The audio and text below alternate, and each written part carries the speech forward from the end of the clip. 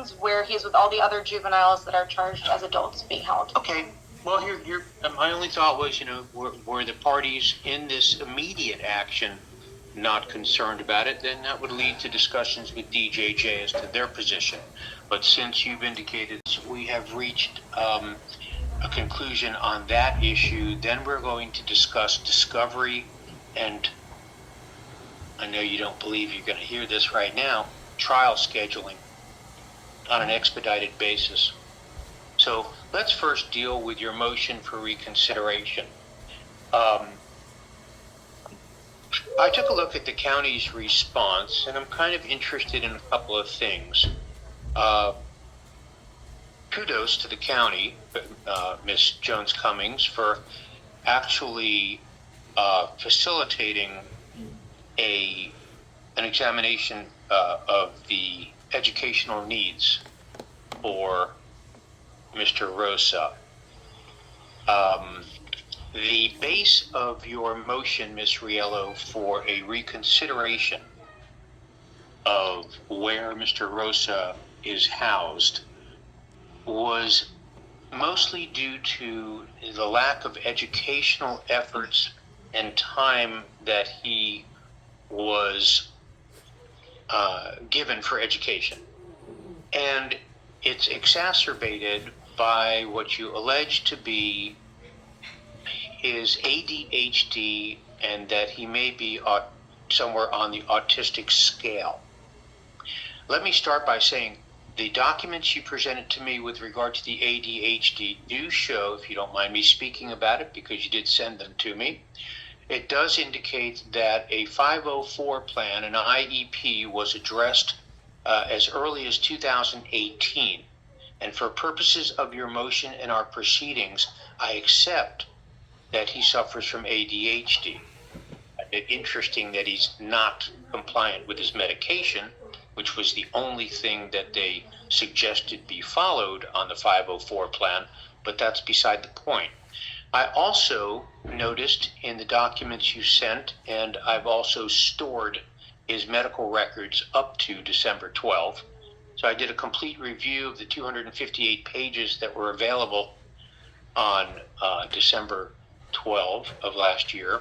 And there is an indication of previously undiagnosed autism.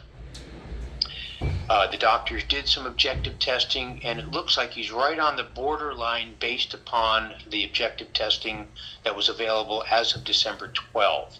But for purposes of your motion for reconsideration at this point, I accept that those are two medical issues and medical conditions that need to be, if not further explored, certainly taken into consideration in a determination of what educational efforts need to be made.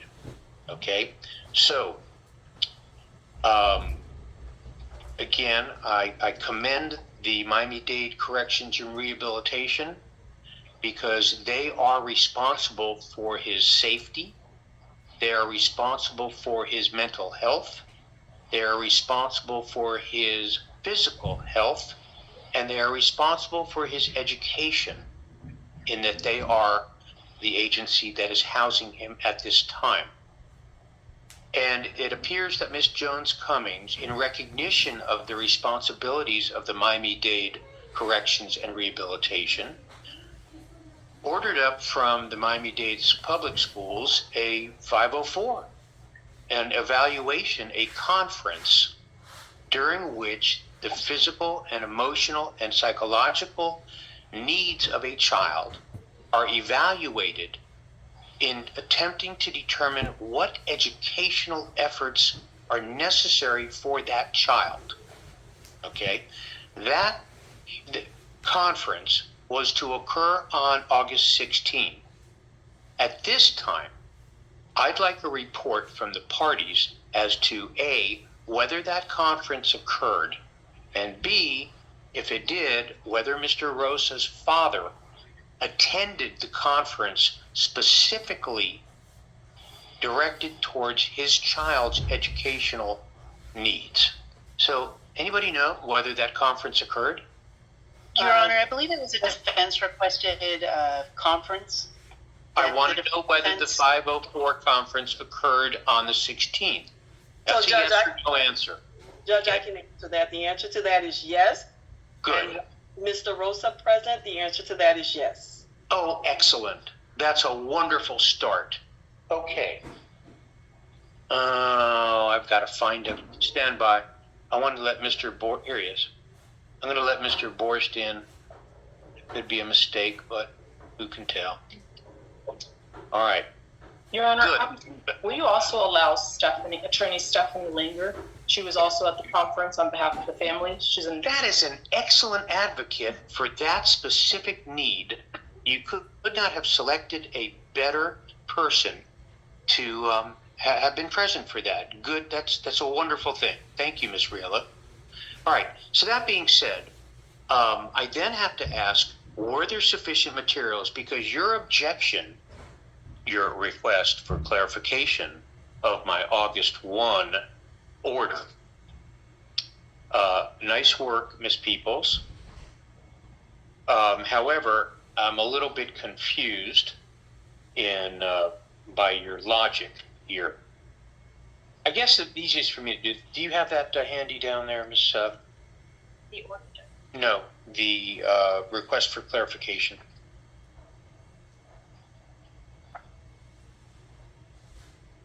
It seems to have skipped out of my materials. If you have it handy, Jed, that'd be helpful. Otherwise, there's one sitting on my desk, or I can pull it up on the screen. Anyway, so the first question is, did the parties to the 504 have everything they needed, or do they need more medical and pharmaceutical information? Does anybody know? I can have Stephanie. Let me hear from one at a time. Excuse me. Let me do this one at a time. Oh, thank you very much. Let me ask Ms. Cummings, because she may know, and then of course I'll get your position as well, Ms. Peoples. Ms. Cummings, do you know whether the Miami-Dade School Board people walked away with sufficient information to put together an IEP? No, Judge. The short answer is no. It is my understanding, according to Ms. Langer, that the materials have been sent, but the officials that were there indicated that they have not received anything. Okay, so what's the next step? The next steps were for Mr. Rosa to complete some documentation and send that back to Dade County Public Schools. In addition to receiving all of his records for their review, then it's going to take about 60 days in order for them to do the evaluation, review the document, do the evaluation, and then to set another meeting with the family to discuss whether he's eligible or not. That timetable doesn't sound very good. Is there any reason why they can't do it more quickly? Your Honor, may I? I don't have an answer to that. All right. Now, Ms. Peoples, you wanted to weigh in on this. Let me hear from you. Your Honor, it was just a clarification that the defense had requested the IEP, not the Department of Corrections. Oh, good. In the request for the IEP, the initial meeting, the one that we're discussing now, it wasn't to actually, the school board has a certain function and order for procession. So that first meeting was to set things up towards the IEP, to get the family, to get the records. The school board has to do their own independent testing and analysis. So that was just that first meeting for the school board, so to speak, to get the parties together and move forward with it. Since then, we have sent records over to the school board that they didn't have at that specific meeting, but it wasn't a 504 nor an IEP at that very first meeting. Because it takes time to organize and pull in all the parties necessary, which is part of the reason for the request for clarification, because these are statutory outlined as to who's to participate, such that even the school board attorney can't participate in these meetings. So that's why we're objecting to Patricia Jones Cummings' participation in the meeting. And that's kind of what we were trying to get clarification on today. Well, you raised the concerns not only of education, but also of the amount of time that the young man is in his cell, notwithstanding a visual check by a supervisor every 10 minutes and from the information we gathered in December, they seem to pay very, very, very close attention to Derek. But my concern about your records were you raised these issues. And just like when you have asked for a competency determination, or you raise insanity or any other psychological issue, you've raised it, and now it's open. And since you believe it's a part of the reason why you believe that Miami-Dade Corrections is not the appropriate place, they're responsible for his conditions. Why would they not be entitled to? Ma'am, I am actually legally permitted to interrupt you, but and I'll try not to unless it's really for order. But I'm going to ask you not to interrupt me. That's just not the way to use your words. That's quite all right. I sorry to have to say it, but it is. So if your allegations are because of his ADHD and autism, the jail is not sufficient. This jail is not sufficient. Why would the jail not be entitled to be able to look at his records to determine if in fact it's as severe as you want some people to believe? And second, are there accommodations they could make? So it would seem that by raising the issue, you've opened the door to this. And here's, I'm going to suggest this, and tell me if it works for you.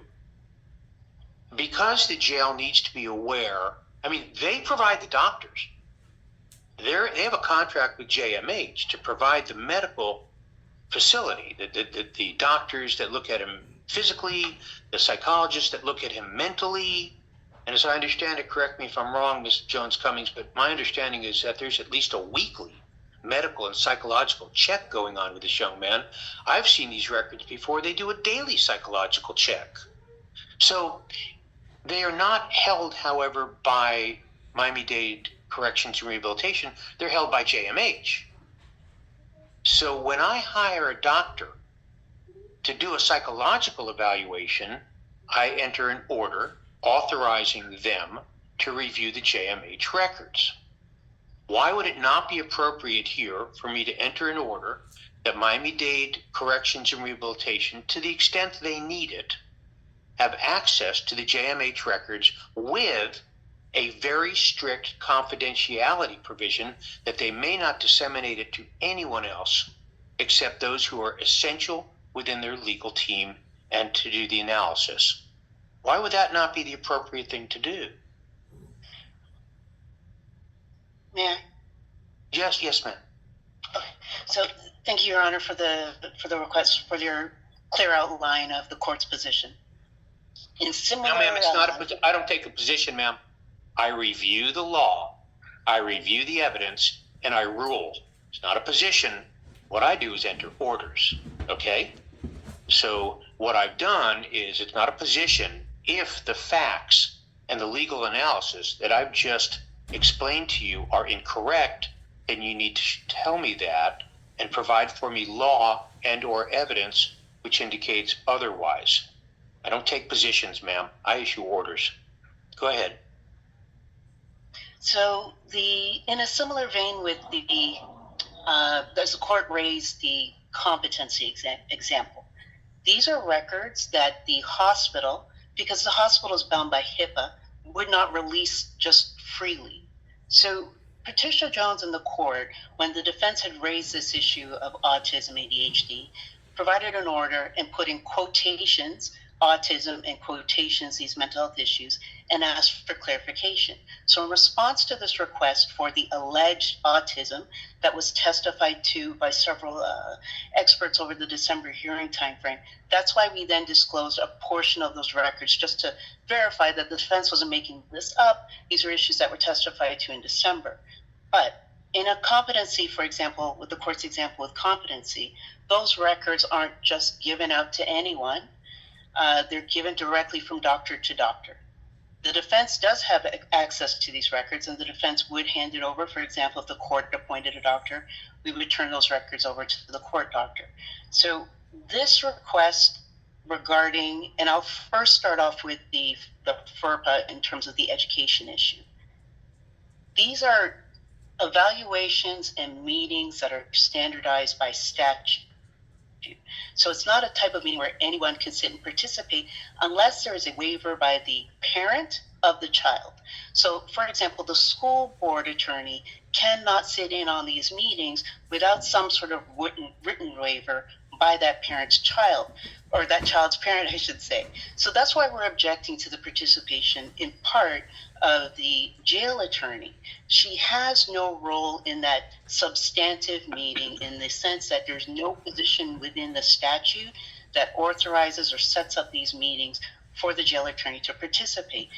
The school personnel for a Miami-Dade that are coming in and out of the jail, yes, the jail has to search them, check them, make sure they're not some individuals with any criminal history are entering the jail with weapons, but the jail doesn't participate in those teachers' curriculum or in the teachers' meeting with these students. Good points. Right? So that's what we're saying. So, got it. Good points. And in the interest of time, allow me to interrupt you for a moment, because Ms. Jones-Cummings, it's not going to be your responsibility to figure out what educational efforts are necessary. It's going to be Dade County Public Schools, isn't it? That's correct, Judge. So do you, Miami-Dade Corrections Rehabilitation Legal, need the school records? No, Judge. Oh, there we go. That settles that right there. But Judge, Now, may I yes. may I speak? I just also wanted to let Your Honor know that there are some exceptions that were not provided to you when it comes to HIPAA. Section 45 CFR 164.512K5I provides an exception for inmate medical information to be provided to corrections on a need-to-know basis. So I agree that not everyone needs to know the medical information for inmates, but there's an exception to HIPAA for correctional officials. Yeah. The way it seems to me is that there are certain responsibilities attributable to specific agencies. Miami-Dade Public Schools has the responsibility to provide the appropriate education to this young man, because that's what they do within our jails. Your agency is required to provide appropriate medical and psychological care to this young man. Under those circumstances, because this case is extraordinary, and because I accept from your proffer, Ms. Peoples and Ms. Riello, that Derek has previously been diagnosed with ADHD and may have autism, because the medical records I've reviewed show it to be an open question, sort of kind of a borderline situation. I am inclined to go ahead and order that Ms. Jones-Cummings have access to the JMH medical and psychological records under a strict confidentiality provision, that she cannot turn them over to anybody else, and they're to be used exclusively in determining the appropriate detention conditions of Mr. Rosa. And I find this to be necessary because of the medical conditions that you've pointed out. And as far as his HIPAA rights, you've raised this issue. Just like in a civil case, once you've raised it and you are seeking some type of relief based upon it, well, then it's open. And I don't mean wide open to the world. I mean it's open to the point that the agency required to house him appropriately have access to this, so they can determine the appropriate means of doing that. All right. That's number one. I'm going to Your Honor, if the defense could finish the argument, because there was an interruption there. I'm sorry, because I wasn't able to do this from the office. That's why we were trying to ask for the Thursday afternoon. Are you in a car? Yes, sir. Yes, I am. It's hard to look at records when this. As long as you're not driving, ma'am, we'll go ahead and allow it. No, sir, definitely not. Okay. So, in terms of the HIPAA issue, these are all tied to So the defense is still objecting to the participation of Attorney Jones Cummings and her access to these records, and that these are HIPAA violations. I understand the exception that she's raised before the court. However, her position, the defense argues that her position is not substantive in terms of her need to look at records, review records. She's not a doctor, she's an attorney, so she has no ability to participate in terms of what kind of care he needs for his autism or the ADHD issues. So for her to have access to these records and violate both his HIPAA privacy rights and the education, which she said she doesn't need it for, if she doesn't need it for education, she doesn't need it for HIPAA. She absolutely doesn't need it because the issues are making sure that he has access to the teachers and the doctors. The attorney for the jail doesn't need to review medical records to do that. So our main issue, and that's how this all started, is that the child is in solitary for X number of hours a day. We are objecting to that and adding in that because of the solitary confinement, it is impacting his ability to get an education. To argue now that, or to allow the jail attorney access to records when the issue is the child's access to teachers, that it doesn't follow that she needs to review his medical records, albeit for that limited purpose that the court's limiting her ability to distribute it. She still doesn't need it to carry out her function in terms of not substantive, but logistical, to make sure those doctors have access and or teachers have access to the child. And that's the issue we're having, that the solitary confinement is so great that his ability to access the teachers that do come into the jail has been greatly limited. So Well, that's already been addressed, ma'am. We went over this early on back in December, and while I'm not thrilled with the amount of time that the jail allows him to be outside of his cell, he is checked every 10 minutes. And the testimony I got back in December is he's got I think it was a sergeant, sitting next to his door and interacting with him on every opportunity he has. So I don't accept your characterization of solitary confinement. He's in a unit with 30 other young men for safety purposes, for his safety. They're not gathering in a communal manner. But I have to disagree with you in the standpoint of, if you are concerned about the conditions under which he's being held, then the jail should have full access to these mental health and physical health records so as to determine what needs to be done differently. I do agree with you, however, that the school records really are within the responsibility of the school board, and I would not, and I agree with you that I will not order that they be made available to Miss Jones Cummings. I am, however, asking, now let me ask Miss Jones Cummings if you would please prepare an order that allows you access to the JMH records. It should be similar to the orders that we issue every day, allowing our psychologist to review these. However, this order will have a very strict confidentiality provision that you may share it with doctors as necessary, your staff as necessary, but not beyond that. And it's not to be given over to the state of Florida, because your concerns are that you may have a defense hiding in there, or that could be construed from his medical records. But they will not be distributed to the state of Florida. They will remain within the attorney-client team of Miss Jones Cummings. Now, let me. Your Honor, yes. I know the court only allows for one attorney to make the argument, so I'm just going to pass this over to Attorney Riello to finish up, and I'll place it on you. Super. Thank you, Ms. Peoples. Your Ms. Honor, Riello, did you want to add something to this?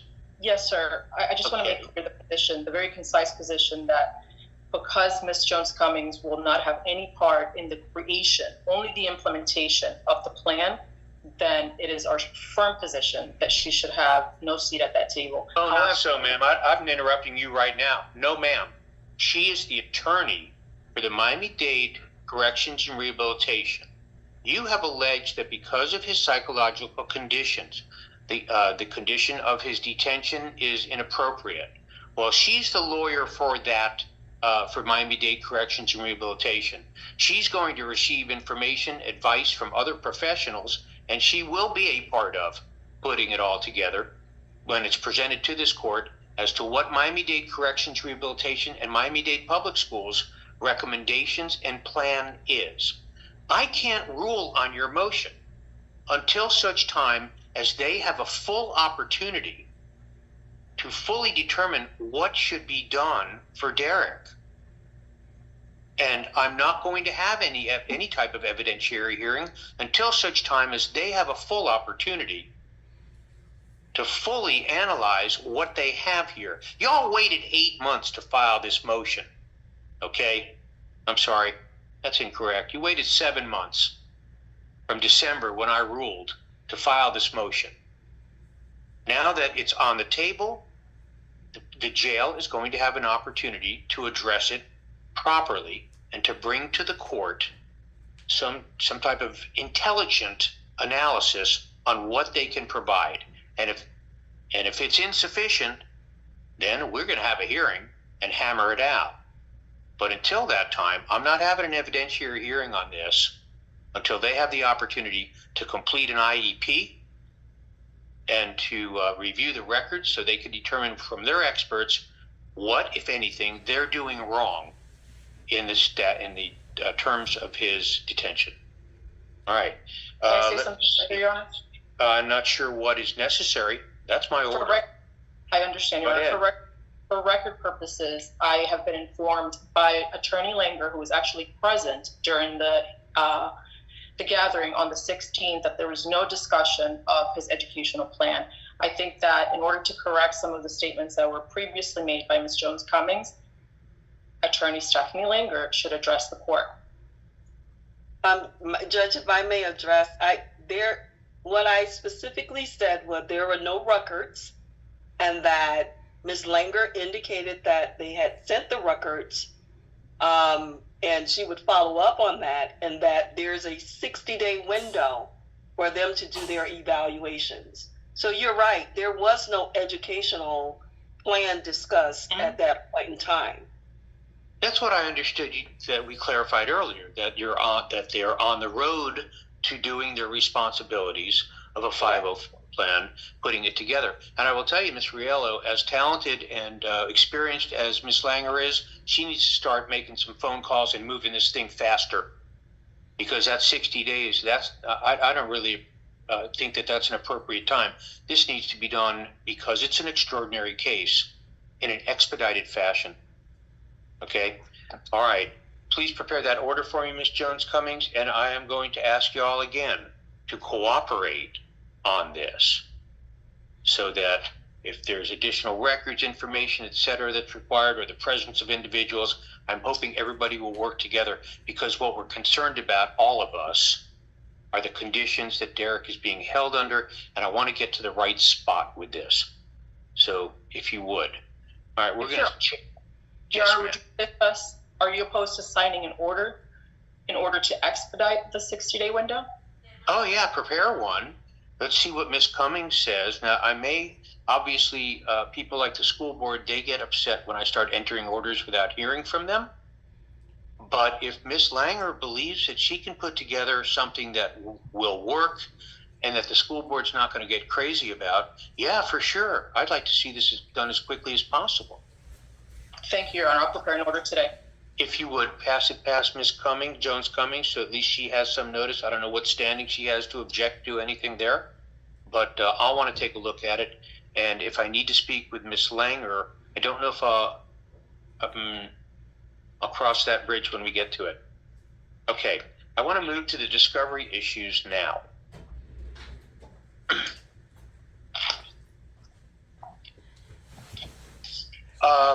I have reviewed, and I'm looking at side by side, 2 documents. One of them is the defense response to the state of Florida's court-ordered interim discovery report. Oh, and I'm looking at the state's interim discovery report at the same time. So on some of these things, you guys have reached consensus. On others, not so. So the first thing I'll ask is, the first area of disagreement I have is when you speak to the Facebook printouts. on the defense pleading, that appears on page 2, paragraph 1. Everybody on board with that? Yes, sir. On the state's pleading, it is paragraph 5. The state objects to the provision of the Facebook printouts. I have some question about this. When you say Facebook printouts, what is that? Ms. Morales or Mr. Borst? Good afternoon again, Your Honor. So I tried to explain in five, but essentially so if we go back to the early on investigation, Your Honor may recall that before the defendant called 911, he called a friend that was by a name that wasn't the person's actual name, and had, a conversation of some time after the killing before he called 911. So when the detectives were investigating, trying to figure out who this person was that had the conversation with the defendant in between those two things, the defendant in his statement to police gave some information, and then when access to his phone became available, they were able to locate a phone number. That phone number, they then did subpoenas to the phone company to try and get subscriber information to who that belonged to. It's not a local number, it's in another state. And then through their investigation, trying to identify who this person was, when they were able to see in the chat on the defendant's phone, that other minor sent a picture of himself to the defendant.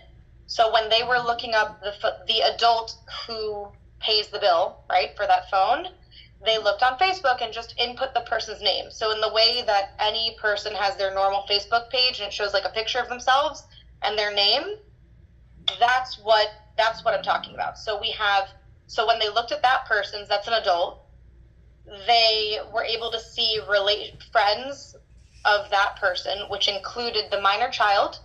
They were able to figure out that minor child was the same person the defendant spoke to, because the picture of the Facebook profile of that child is the same person, essentially, that was in communication with the defendant. So long story short, just as a part of their file, they printed out the profile page of the adult who's not a party to the case, who pays the phone bill for the child that the defendant was speaking with, the child's Facebook profile picture, and the child's mother profile printout as well, who's also not a party to it. They then used that information, which on it had a county in the other state, and then the detectives went to that state and used local law enforcement assistance to locate the home, essentially, and that's how they ended up with the interview of that child. That interview was recorded. It's been previously turned over in discovery, as well as all of this explanation of how it got there. So that's essentially what it is. I have them, and I put in the email when I sent it over that if Your Honor wanted to do an in-camera review just to see exactly what it was, in case my explanation was not giving a full picture, that I was happy to walk over, which I still can do if Your Honor wants to see the camera. But that's essentially what it is. It's 3 different people's Facebook profile pages that the detectives just printed out.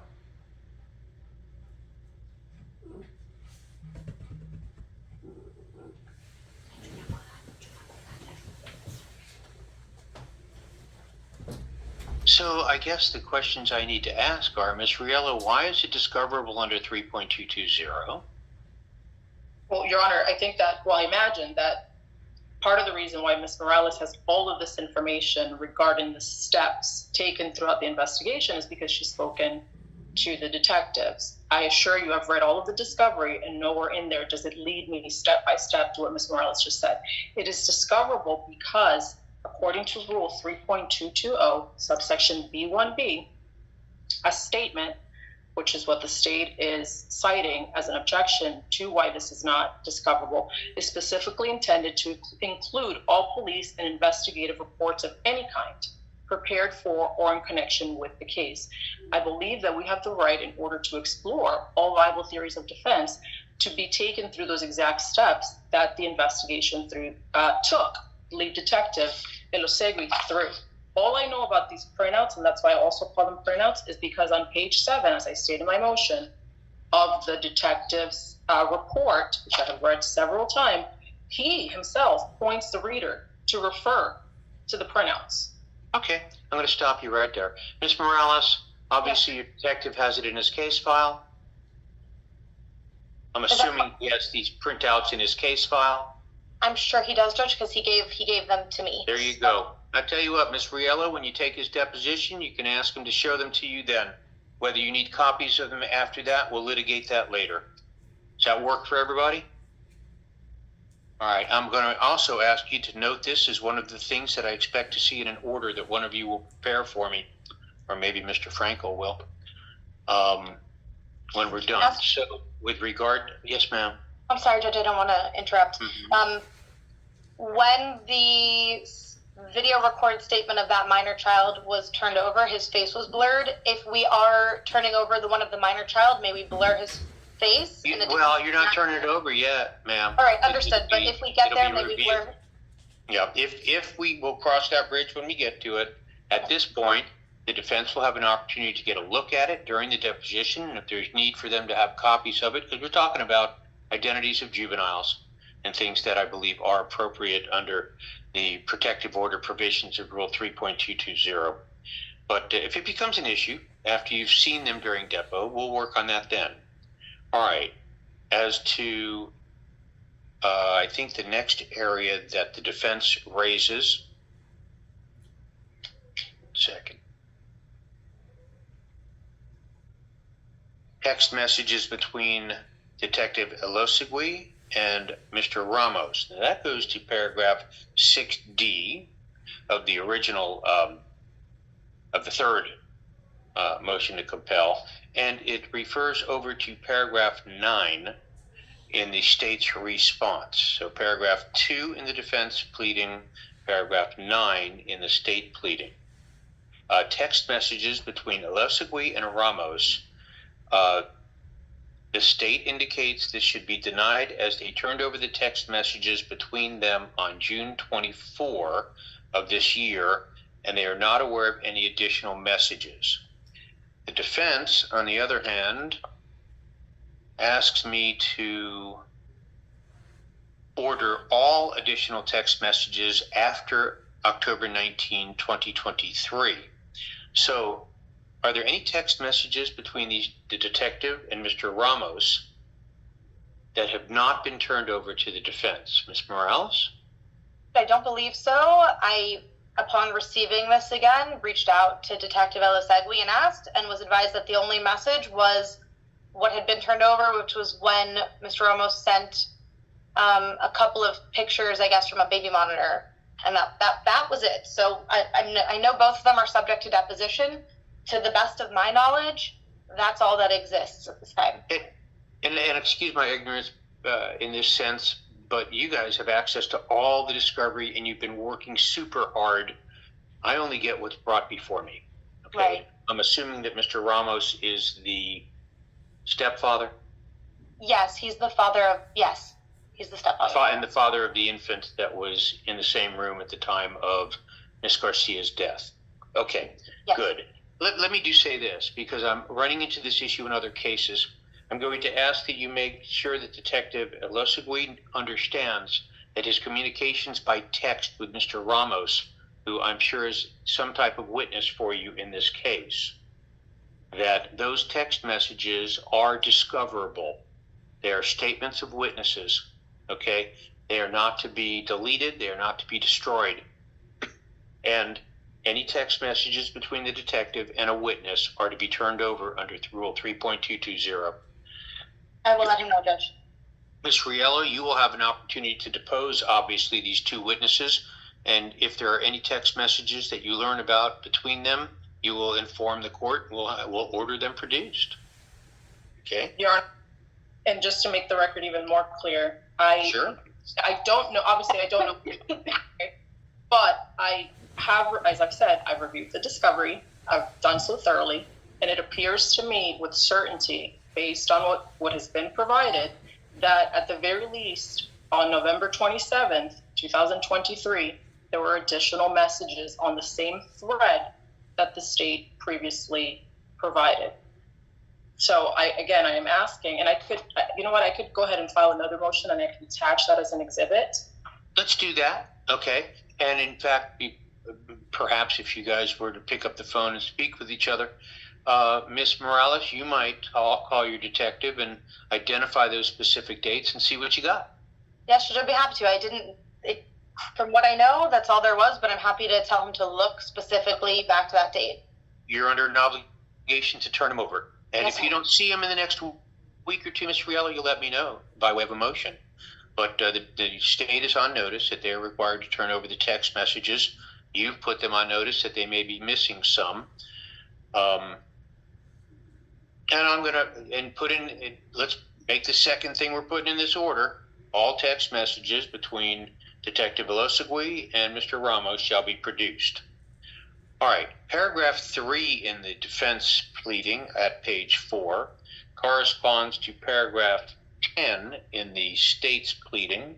That deals with Detective Elosegui and Mr. Verdecia, who, what I'm learning about from your pleadings, cleaned up the murder scene after it had been released by the police. The state indicates that they or seem to say there are no text messages prior to today, and that they have sent a video that Mr. Verdecia took while he was cleaning the bloody murder scene after it had been released. Is there a reason to believe, Ms. Riello, that there's something else out there? Well, I think before we even get there, Yes, ma'am. with this particular item, I had an issue because it's kind of wacky or illogical to conclude that I would know of text messages on the 17th of July that were not exchanged until the 6th of August. So again, I'll repeat, I don't know what I don't know, but reviewing the discovery that has been provided so far, I do believe that there are additional text messages between Detective Elosegui and Luis Verdecia. Now, what I'm asking for is not only those additional text messages, but I'm also asking for a better exhibit than the one that was provided, because the one that was provided, although it says that it was exchanged on the 6th of August, there's no timestamp, there's no date stamp, so there's no way for us to see exactly when that was exchanged between Detective Elosegui and Verdecia. Okay. After you take their depots, if you're still unable to figure that out, then we'll go ahead and do that. But right now, because we're one of only 4 states in the country that allow pretrial statements from witnesses, I'm going to ask the parties to avail themselves of that to flesh this discovery out. And what's left after that, I'll enter the appropriate orders. But based upon a belief that maybe they're out there, I'm not going to enter an order based upon that. You'll take their depositions. I'm going to move now to the Hialeah Police Station footage. From the time that Derek Rosa was dropped off by Detective Gutierrez until the time he left the station. The pleadings here, that's paragraph 4, page 5 and 6 of the defense pleading, and it is paragraph 11 of the state pleading. Now, obviously, something that is in the hands of a police agency is constructively considered to be in the hands of the state attorney's office. But when we look at reality, this CCTV footage is in Hialeah and is held by the police department there. Ms. Morales seems to indicate that her inquiries show that they're no longer being retained by Hialeah Police Department. Is that so, Ms. Morales? Yes, sir. When I received that, I reached out to just try to confirm if they exist or not. So if they did, I could get them. And I was told that whatever there would have been from back then at this point is past retention date. Okay. Now, I also understand from your pleadings, Ms. Riello, that you have filed a Chapter 119 request for the production of these materials, and that the response, let me try and find it again. And the response you got was that they are privileged or exempt from public disclosure pursuant to Chapter 119.071, 2D, and 3A. So my question to you is, do you believe that Hialeah is correct about that? I don't know that I could know that, Your Honor. I do think that a court No. order. Do they fit under those exemptions? That's the question, ma'am. Oh, the answer would be no. I believe that it's discoverable Brady material. I think No, that, ma'am, why do you believe it's Brady material? Your Honor, because we're talking about a 13-year-old child that was transported at almost 2 hours. Okay, he was in a cop car, and the only video that I have of my client is when he was being interviewed at 2:46 in the morning by Detective Elosegui and the other detective that was present while Ms. Morales was in the room. I believe that anything that happened, I don't have any video footage, and I believe I'm entitled to it, from the time that that child entered the station until he left the station. The next footage that I have of that child is when he's being booked. So I could prepare and I could supplement the court in writing with why I don't believe that the response by the city that they are exempt from public disclosure does not apply. But I think what the key is, it's either exempt or it doesn't exist. I don't understand. Okay, so let's start from there. Number one, Ms. Morales says that she's told by Hialeah it doesn't exist. So the best that the state of Florida can give you is it doesn't exist. Now, in the interim, you've said this is Brady material based upon your presentation and how I asked why is it Brady material. You have given me nothing to indicate that it is exculpatory. So I do not allow my silence on this to be in agreement with you that there is Brady material there. But let's go to the 119 issue. You have made a public records request and they have said it's exempt. If you believe that Hialeah Police Department is incorrect legally and that it is not exempt, well, then you have the appropriate remedy under Chapter 119, and I suggest you take it, and that is to sue Hialeah Police Department. I accept the statements of Ms. Morales that it has been represented to her that they do not exist any longer, and you might want to check with Hialeah because we've been going through this for years. All communications tapes used to be gone after 90 days. Storage facility now for electronic evidence is much more expanded, but if Hialeah if they don't have it, they don't have it. And your request for it, as indicated here, is pretty far down the line. So I'm going to leave it as this. I will not order anything with regard to that video. It has not been clearly delineated as containing Brady material, and you can pursue your Chapter 119 remedies with Hialeah. I'm going to move now to the second section of your pleading, Ms. Riello, and that is the motion to compel discovery related to DNA evidence. I didn't find anything in the request for DNA that was not discoverable under Rule 3.220, and I think I previously ordered it to be disclosed. How are we doing on that? Mayor? Go ahead, Ms. Morales. State, how are you doing on providing the extensive materials on the lab? We forwarded the defense motion to compel, and as we indicated in our response to the court that we did not have an objection, we forwarded that motion. They put everything that the lab believes was responsive, and I guess their entire file on a disk. Our office went, picked it up, advised the defense on the 12th of this month that we had that available for copy and inspection. They reached out, and then that was hand-delivered to the defense on August 14th. Wonderful. So Does that adequately respond to your request in this area, Ms. Riello? That does, Your Honor. Thank you. Excellent. Good. And I happened to see Commander Stoyloff a couple of weeks ago. We did a visit. The judges were afforded a visit to the lab, and we did get a look at their operation there. They're working hard. Okay. The next thing is on page 7 of the defense pleading, and that is paragraph 611, all reports and partial reports from any and all communications platforms, including Discord, Google Chat, Slack, WhatsApp, iMessage, and any other communications platforms. Now, the state has indicated that they do not have possession of any Google Chat or Slack. And that the WhatsApp messages and iMessages are on the phone extraction report that have been provided.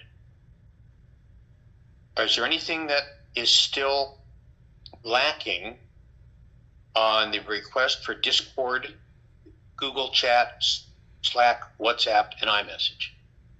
So I did locate the very, very, very small response that was received by the detectives for the search warrant for Discord. It does not have any chat. I don't think that they keep that. But what it essentially just has a subscriber information. I just sent that over just before this meeting because I located that. Otherwise, everything else, the complete forensic download of the defendant's phone, including all the deleted items, was turned over, I want to say a while back. I'm looking just to see the day, but all of the communications and the, it's very voluminous, but the messages between people, everything that we believe exists is contained therein. Okay, Ms. Riello, in your request, you indicated you were still missing the Discord production. Have you guys gotten that yet? We have not. Okay. What I'm saying is I sent it literally just before this hearing, but there's almost nothing in it. There's no messages. It's just subscriber information. All right. Actually, if you don't have it, you'll let us know, and we'll include it in today's order. But the state says they provided it to you. Now, the last matter that you bring up that's lacking is you've requested any and all police reports, rap sheets, body-worn camera, and 911 CAD reports.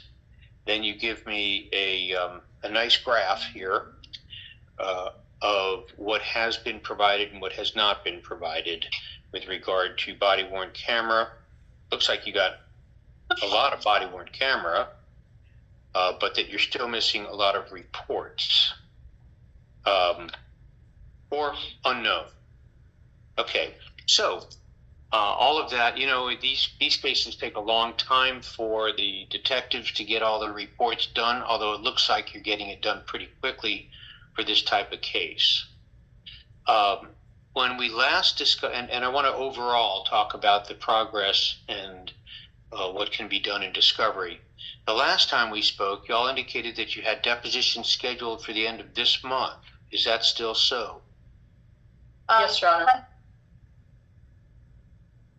Got a yes? We That's do a have yes. some, Judge. The defense canceled some, but we have a lot of others still this month and next month. Okay, good. Because regardless of where Mr. Rosa is housed, this is an extraordinary case because of the age. Both parties here have the right to present what they want at a trial on this indictment. The state has the right to charge what they believe they can prove, and they've done so. The defense has the right to adequately investigate, do discovery, and present at trial if the case proceeds to a trial. What I want to ask of you is, what's the absolute fastest time period that we can get this case to a trial date? I have an answer in my mind, but I'd like your thoughts as well, because of any case that I have seen in 14 years, this one's got to move fast. Okay? So what do you think would be the earliest time we can get this case to issue? Ms. Riello, you got a bunch of depositions and discovery to take, not to mention mitigation efforts. What do you think? Your Honor, I think that if the state, I think Your Honor can appreciate and can see that as soon as we receive discovery, we're going over it. So it's really a matter of when we receive it. If we receive all of the outstanding reports, and which we will review in an extremely expedited fashion, then we could speed this along. But if it takes 3 months to receive these reports in body-worn camera, and then the officers show up to the deposition without them, then we're getting delayed. I assure you that we are not delaying this case at all. Ma'am, I'm not even suggesting that you're delaying this case. I know, Your Honor. My question is this. If we pulled out all the stops and gave Derek the effort that he is entitled to, how fast can you get this case to a trial? I think that's, again, optimistically speaking, within a couple of months of receiving everything that we're entitled to receive. Okay, good. Ms. Morales, how fast can you get what they're entitled to receive? And I'm talking days, not even weeks, okay? And if you're having a problem with the detective who hasn't written their report, you will bring them to me, the detective, not the report, okay? And we will get this done. In fact, what I'm going to ask you, and I know you got a lot on your plate because you're very busy and you handle very important cases, but I'm inclined to set this case for either next Friday or the Friday after that, so I can get a full play on who hasn't provided a report, and I'll invite them in to see us the following Monday. Okay? You might want to let the lead detective and the lieutenant in charge of this squad understand that it's going to take real priority.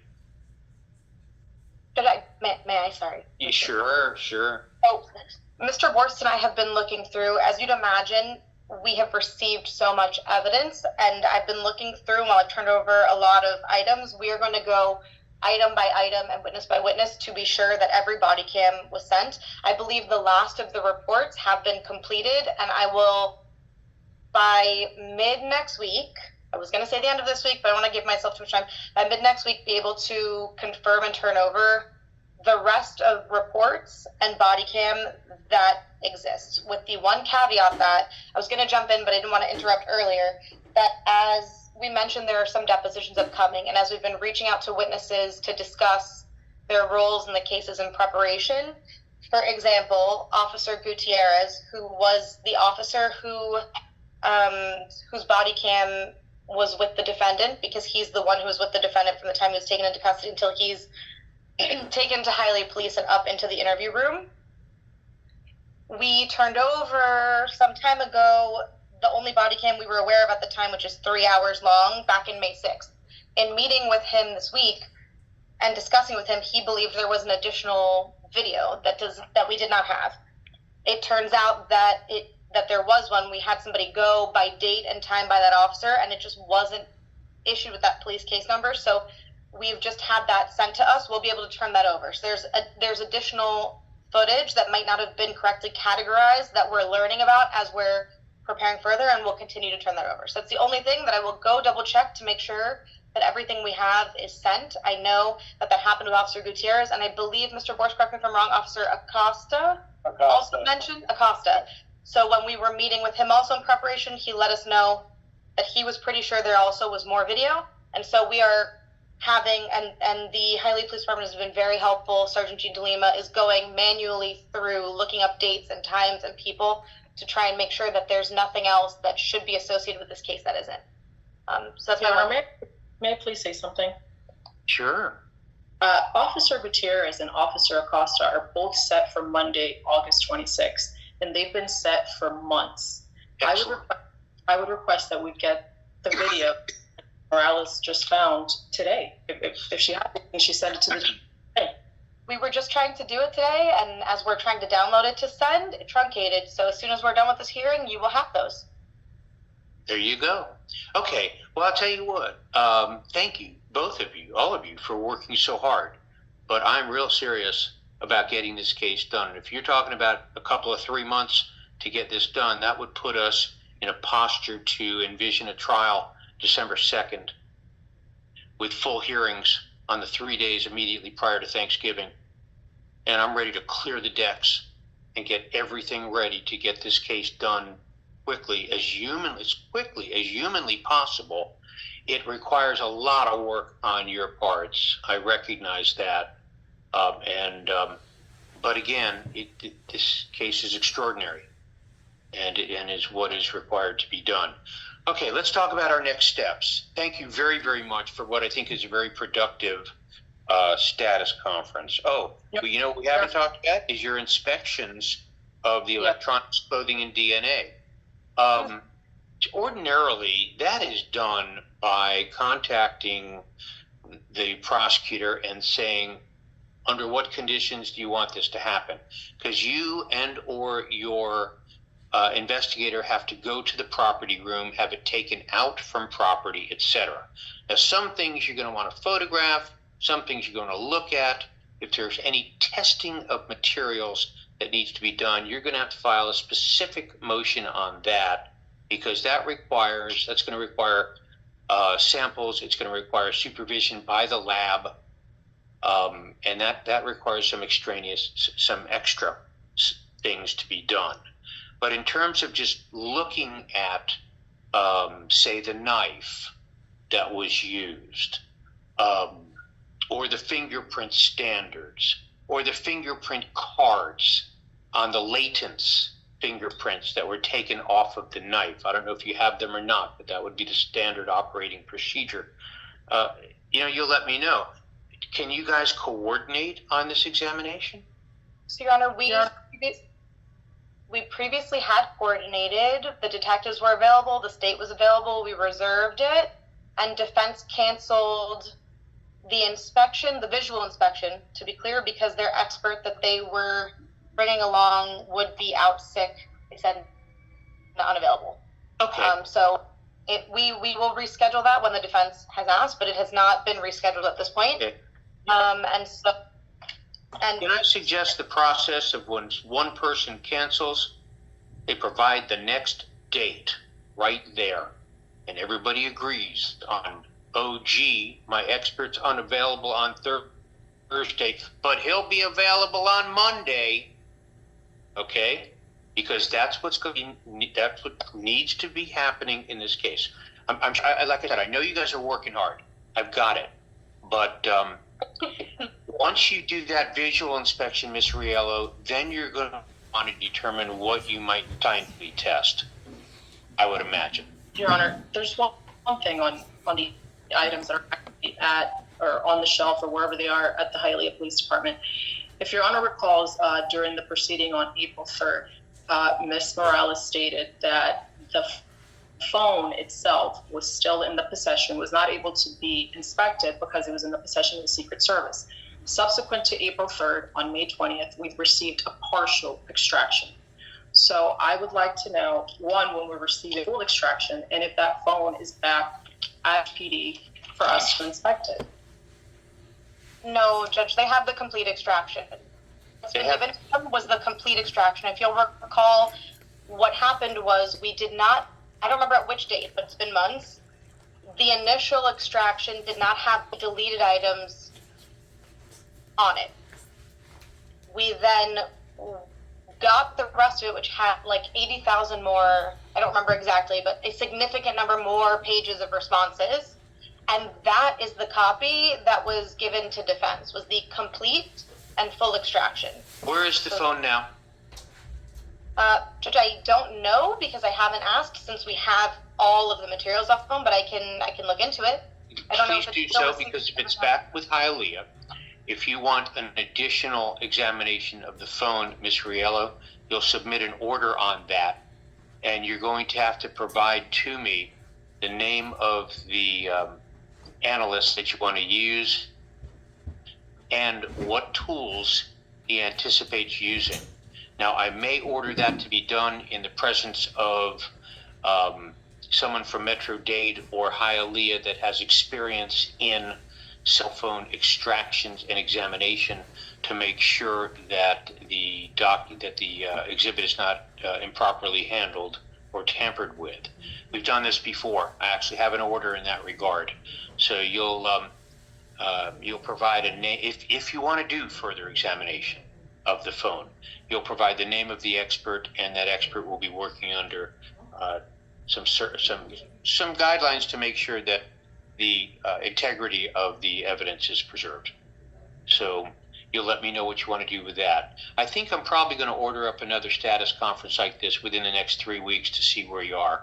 And we'll see how our trial schedule opened up. But other than the phones, as far as the physical inspection, one, you guys are going to coordinate and set up a physical inspection. Any type of electronic evidence, you're going to, or scientific examination. That'll be by subsequent motion. Okay. Anything else y'all would like to? That's a lot of stuff we've done today, and thank you. Yep. Is there anything else y'all would like to do today? The only thing I want to mention, Your Honor, because I didn't want to interrupt and we moved on, is just to going back really quickly to your thoughts on a potential future trial date. Say that again. Potential what? Future trial date, Your Honor. Oh yeah, okay. Is that, as I mentioned, a number of depositions that had been scheduled were canceled, and we're in the process of rescheduling, and we have sent out some dates at the beginning of November. And then also that, as for the state, we're also waiting to see if there will be any affirmative defenses or any experts necessary, and we do not have any. There has been nothing of that kind done yet, so I just wanted to mention that may take some time.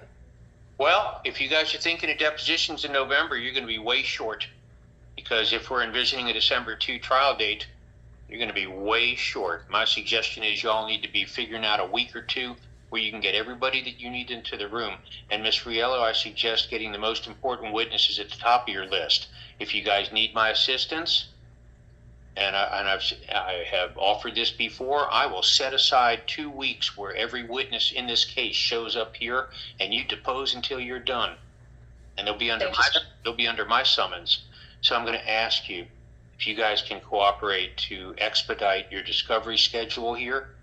As I said, it's an extraordinary case, and we owe it to Derek to get this case finished as quickly as possible. I'm sure you feel that way as well, Ms. Riello. Thank you, sir. All right, so I'm going to ask Mr. Frankel to prepare this order with regard to 2 minor matters that we've done. First off is just to recap, the Facebook printouts will be available at the time of the deposition of the detective, and any further disclosure of them will be after motion. I've ordered all text messages with regard to Losigi and Ramos.